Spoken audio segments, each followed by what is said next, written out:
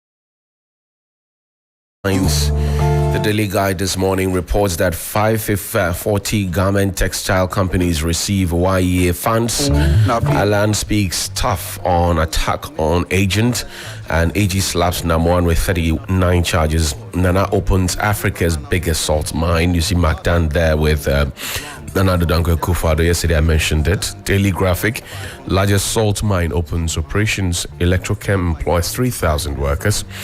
Daily Graphic, GSA, ISO Breakfast Summit, nation must rally behind industrial agenda panelists. Namoan slapped with 39 criminal charges. On the back page, provide flexible working environment for breastfeeding parents. Ghana Health Services asking all of us to do so. And Ghana West Municipal Hospital appeals for NICU. Helen, what do you have there? All right, good morning. I have the Business Finder and also the BNFT. The Business Finder has this to say: prioritize succession planning. Dr. Awal advises tourism industry players. Second Lady leads AfriWalk team to Kenya. And YEA disburses some 12.9 million cedis to garment textile module trainers. The BNFT this morning: strong participation in DDEP Part 2 spurs further hope of recovery. We'll get the details. It's captured on page 3. Green project financing, challenges and way forward. And there's a feature in there: thriving amidst uncertainty, the secret sauce to transform your organization. You might want to pick up the BNFT for these tips. Climate change: Samira Baumia leads AfriWalk high level dialogue at ACW. Industry confident. Banking industry confident of stability for remainder of 2023. And again, YEA commences disbursements to garment and textile companies. Interesting. Well, let's begin from the corner of the front page story on both the Daily Guide and the Daily Graphic. Yesterday we mentioned it. Electrochem employs more than 3,000 workers. The story by Donald Atudapatem. Yesterday, Judith Awachitando was also there to bring us the story. Pakwesi Asari got some commendation again from Macdan. The president was there, Katie Hammond, everybody, and they gave Pakwesi, All right, we love that. Something. Yeah, hey, yes. Wait, where is he this morning? Pakwesi, since he won that award, has when he receives the something, why you scared, Skakra? But Africa's largest industrial salt production mine, located in the Dangbe East district in the Greater Accra region, has been commissioned. The $88 million Electrochem salt washing plant processes 650,000 tons of industrial salt per annum, mined from a 41,000 acre field straddling at least 33 communities in the Dansongo salt site. Operating an initial 15-year lease, Electrochem, which employs more than 3,000 inhabitants from Adan surrounding areas, is one of the companies to trade under the Africa Continental Free Trade Area. The plant, also already in operation and producing at 99.99% purity, has become the biggest in Africa, larger in acreage than the Walvis Bay of Namibia, which is about 16,700 acres, known to be the largest in the sub-Saharan Africa. That's good news for us. I actually managed to check that out when I was in Namibia, Walvis Bay. Okay. And they are not joking with their salt production there. They have the natural resource, and the government is doing some good stuff, we were told by our tour guides, and tapping into that. So we're doing same here. Why not? In fact, this is supposed to be bigger than what's in Namibia. I see. According to the reports from the Daily Graphic, it's supposed to be bigger than it. So let's see how it goes. I always pray that when the citizens or the indigents who live closer to the natural resource or live where the natural resource is benefit a lot from it. It will not be another Obuasi story. That's the assurance that Electrochem and yesterday I think when Kelly Mene of the Continental Free Trade Agreement said they were going to work in tandem with them to make sure that they get to export, so that countries like Nigeria, in fact the president also mentioned it, who need salt to do their refining of their crude oil, will not go elsewhere to go and look for it. I think it's about time that as Africans we need to start trading with ourselves. Really? Yes. We must. We're not trading enough with ourselves. I mean, most of the things we're doing are literally mundane. Buying onions from Niger, that's it. Niger is getting maybe something from us, that's it. That's all it is. But the big things that we need, we're not thinking big enough. no, we are not thinking big enough. And once the money goes out of the continent of Africa, it continues to impoverish us. That's right. Because we will then end up going out there to ask for money to survive from these same people who have over the years had a certain structure of the economy that has put us in that. Because if we want to structure economy the way they have structured the economy, it will not work for us. I mean, people who do tabletop businesses in this country, people who do a lot of menial jobs in this country, and the informal sector. We have a larger informal sector than the formal sector. That's right. So if in terms of taxation, for example, who are you targeting to tax? Any new tax that comes, it hits you and I because we are traceable. It's easier for our pay slips to be identified and for it to be slapped on and all of that. There are people who are running businesses in this country who are not paying nothing. They're not paying anything. So if we can have something like this and it is regularized, 3,000 people on a payroll, if you're taxing everybody decently, that's cool money for the government. I agree. To use for something nice. So we must do better, honestly. Let's stay in the area. This one's caught my attention. It's in the Business Finder. World Tourism Day 2023 to be held in Adana. The Ministry of Tourism, Adana is in the news again. Arts and Culture, has announced that this year's World Tourism Day event will be held in Adana in the eastern region of Ghana. This was made known during the launch of the Tourism Month 2023, which will cover the whole of September and will be characterized by a host of tourism events. Now, this launch of the Tourism Month is meant to encourage Ghanaians to see more of their country and boost the share of local tourism to GDP. I think that's a wonderful initiative to encourage more Ghanaians to participate in local tourism. I'm just thinking now that if we were not able to afford some of these resorts and some of these serene places, a few years back, now it's going to be even harder. A lot of us need to cool off, but where's the money to do that?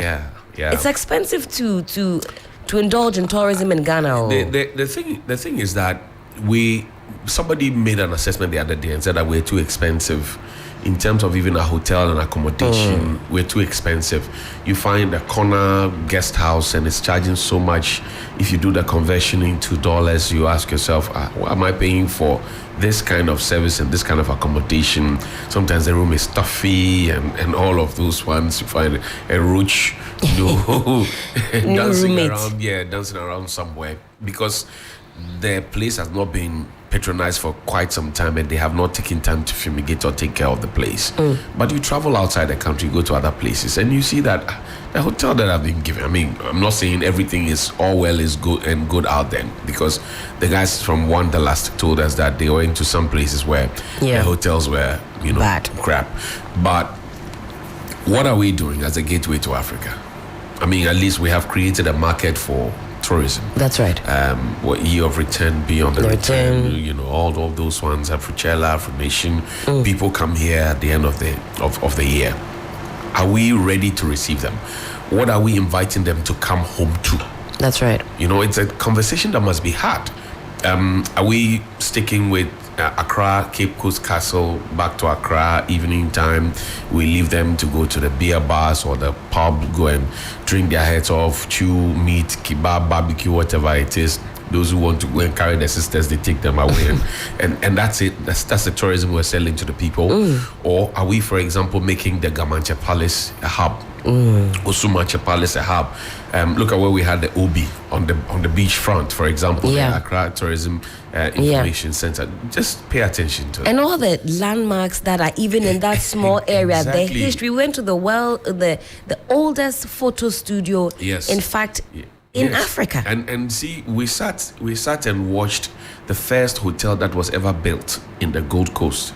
It was called the Seaview Hotel. We sat and watched for it to be demolished because, it's a personal family property, and the state took no steps to acquire it or to even say that, look, leave it there, we will maintain it, we will pay you so much so that you don't touch it.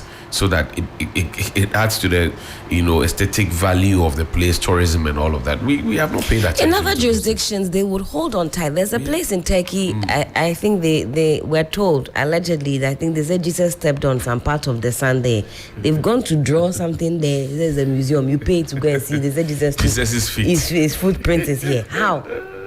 Yes. And you pay and you go and watch. Is there? Where we do Kente Bonre, you can just people go with their cameras and watch for free. In other jurisdictions, you will pay before you go and see Kente weaving. So we're not doing enough to boost it. I think, like you say, it's confined to these same experiences. So to be honest, if you've come to to Ghana once or twice with a group or a tour group, you might think, I've seen it all. But have you really seen it all? What about what's going on up north in the different parts of the country? There are many parts of this country where, I think that we have not properly explored as here in Dodowa, there's Chinku Waterfalls. Did you know about that? I up until you mentioned it a few months ago, I didn't even know. Chinku Waterfalls is there, right there. But we will leave and go to Boti Falls because that's what we think is closer to Accra. Even Boti Waterfalls, how have we developed the place? Look at the Bree Ridge and all of that. So there's a lot that we can do with tourism. If the minister, and I see Dr. Awal doing some great work in that corner, if he's really, really interested, and he wants to get this done, it can be done, because Ada has some really, really cool waterfronts, beachfronts. Ada has some really cool people, cool food, cool festivals that they celebrate. They're hospitable people and all of that. We can do a lot. I went to Hohoi. Was it Hohoi? No, we went to Likpe. Through Hohoi, we went to Likpe with Bright, and there's a cemetery in Likpe. TV sets have been mounted in the cemetery. And people watch TV in the cemetery. They come and cool off in the cemetery. Really? Yes, I captured it. I'll show it to you one of these days. I saw this myself. Interesting. Yes. So, can you imagine that you cordon it off nicely? You have people come all the way to Likpe to come and see it. Just to come and see. You also provide the people there with some extra, and all of that. People come and buy from the locals there. You pump some money into the local economy. Something like this is fascinating. Some of us are interested in the history. They're seated there and they're watching TV, flat screen. In another jurisdiction, you pay serious money. The way they'll market it, they'll tell you, come and see a wonderful display. Charlie, we are not creative. We're not creative. Anyway, Deputy Minister says we should step out and cool off. We will step out and cool off if we have the money. That's also another conversation.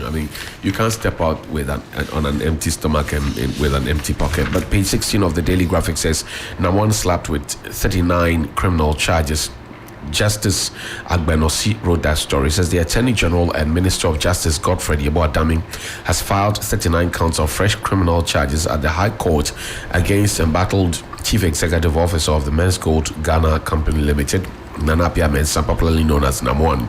This comes after more than 36 appearances without a trial over 3 years, 11 months by the accused person at the Circuit Court pending the Attorney General's advice. In the new charge sheet filed at the High Court in Accra yesterday, Namwan, together with his Men's Gold Ghana Company Limited and Brew Marketing Consult Ghana Limited, have been charged with a string of charges, including selling gold without license, operating deposit-taking institution without a license, inducement to invest, and defrauding by false pretense, fraudulent breach of trust, and money laundering. According to the facts before the court, the accused person under false pretenses took in excess of 1.68 billion Ghana cedis from their customers and had since not recovered the money. Namwan is expected to make his first appearance in court on September 19 this year. Well, so that's it. New charges preferred against Namwan. It took us forever to complain. People had to come out and do yeah. And I asked the question, what is the Attorney General's interest? Because the Attorney General wants, for example, James Chachi Kwesi to be heard every day in court. There are so many other cases that the Attorney General, Cecilia Dape's case, look at the swift nature. Now, 3 years, 11 months. That's 4 years, if you ask me. He is now providing advice and fresh charges. But the man has been in court for 33. I mean, we're not pronouncing number one guilty. But for him to have appeared in court 33 times and without proper charges and Attorney General's advice and all of, because the police prosecution is prosecuting on behalf of the Attorney General. That's right. So if I am prosecuting, I'm an agent and I'm prosecuting to the principal, and the principal has not given me an advice, how do I proceed? And if I am not guilty, for 4 years, you have held me in court, wasting my time. I wonder if his recent interviews that he's been granting is what has sparked this, because I've heard him speak on a few online spaces at least twice in the last few weeks. And in fact, he was reluctant to speak because he says, well, my lawyers are advising me. But I think some of the things he actually might have said during these online interviews might have contributed to this. I'm asking the question as to why it took the Attorney General so long to provide their advice on this matter.